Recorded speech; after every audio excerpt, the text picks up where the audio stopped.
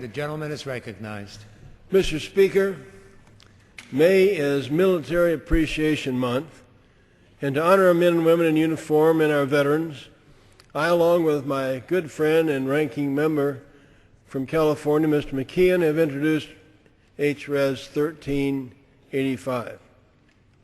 Mr. Speaker, I grew up around veterans of the First World War.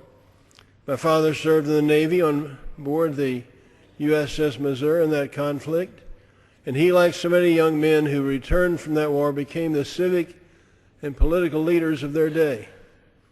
Tom Brokaw wrote a best-selling book entitled The Greatest Generation, the saga of those who fought the two-front Second World War. These veterans changed the complexion of our country in every walk of life. Their experiences in war, sometimes on the battlefield, instilled in them tremendous confidence and a sense of duty, and like the generation of war veterans before them, the World War I veterans, returned to hometowns across America, large and small, to become leaders in their communities. In 1950, President Harry S. Truman ordered U.S. military intervention on the Korean Peninsula. In many respects, our participation in the Korean conflict has served as a model for the way our military operates today. Korea was the first multilateral United Nations operation and has become the longest-standing peacekeeping operation in modern times. And while we're inclined to remember the leaders who ultimately brought us victory in the Korean War, Truman, MacArthur, Atchison, Walker, and Ridgway, it's really the men and women who served so bravely to whom we pay tribute.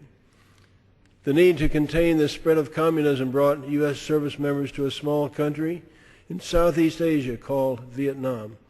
It was 1964 when Congress passed the Gulf of Tonkin Resolution, and 1973 before the last U.S. combat troops left Vietnam.